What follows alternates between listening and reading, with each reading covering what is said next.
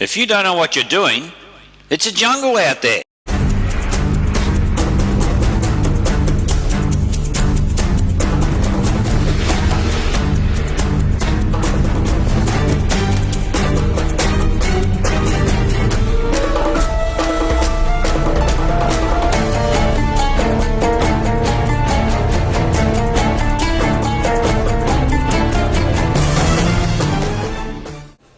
So, in business we put in small money, we expect big money.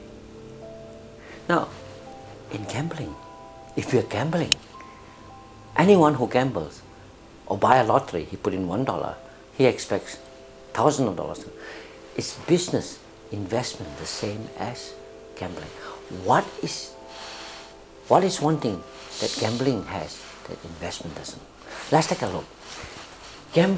In gambling, we put in small money, we expect big money. The risk is very high. Business, we also put in small money or investment, we also expect big money. And we have heard of people losing all their money in business, in investment. There is also risk. Common to both, we have, the key here is both management, both gambling and business, we are managing risk. People who are great gamblers, they are always looking at how to manage the risk of losing. Let me tell you a little story about my grandmother. My grandmother likes to play or like to gamble, putting money on lotteries. Well, back in where I was born in Penang, there are people who come and collect numbers as lotteries. My grandmother managed risk by how? Every time she put in when the money in a lottery, she would go to a medium and ask, excuse me, and pray to the God and say, oh, what number will come up this weekend? That is what? That is managing risk. And if you dream of a number, she will check into the book and see whether what that number is going to be. That is managing risk. And in business, we are also managing risk. The only difference between here and here is in real investment, there is regular income coming in. For example, if you buy soya bean, you take 100,000, put into a gamble. Is there going to be regular income while you wait for the money to grow? If it grows. Whereas if you buy shares, by rental property or a business, as the share price go up or the share price don't go up, regularly there is going to be dividend.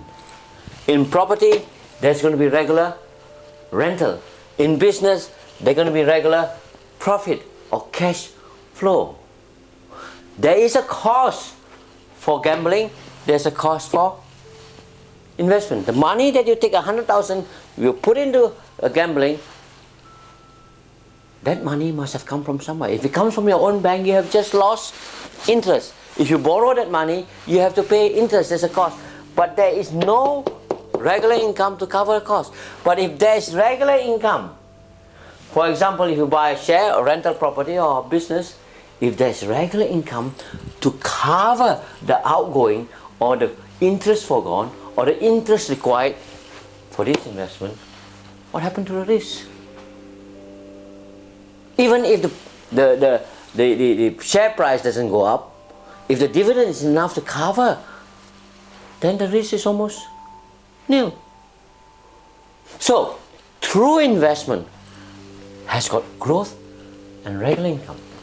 Anything, buying gold, buying soya bean, has no regular income, therefore is more of a gamble.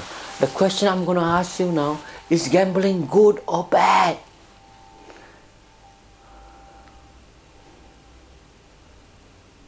Now, if you have excess money and you know if that money is lost completely and you are still alright, then by all means put it in here.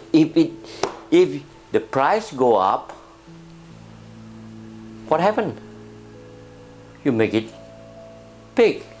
If the price doesn't go up, if you lose that money, you are still Fine. Don't put your life saving into this so-called investment.